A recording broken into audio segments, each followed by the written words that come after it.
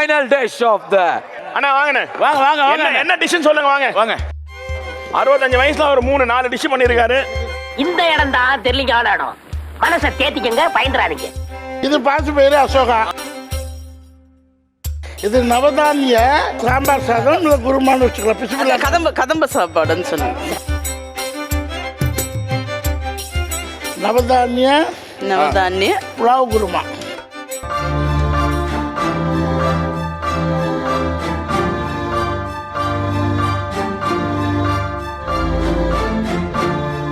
நல்லா இருக்கு.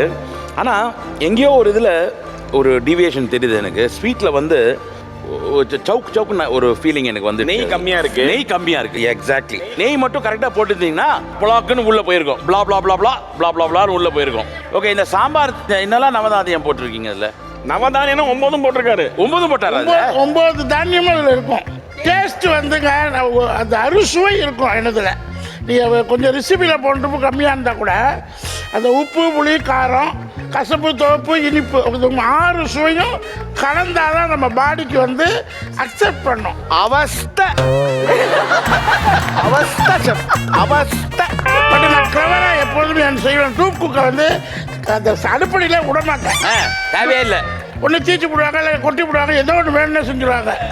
நீங்க தான் சொன்னீங்க, நான் இருந்தேன் நீங்க சொல்லும் போது அவங்கிட்ட பச்சையா இருக்கிறது எல்லாத்தையும் கொண்டு வா. வேற வழி ஆப்ஷன் இல்லை, ஆப்ஷனே கிடையாது. எல்லாத்தையும் கொண்டு வா.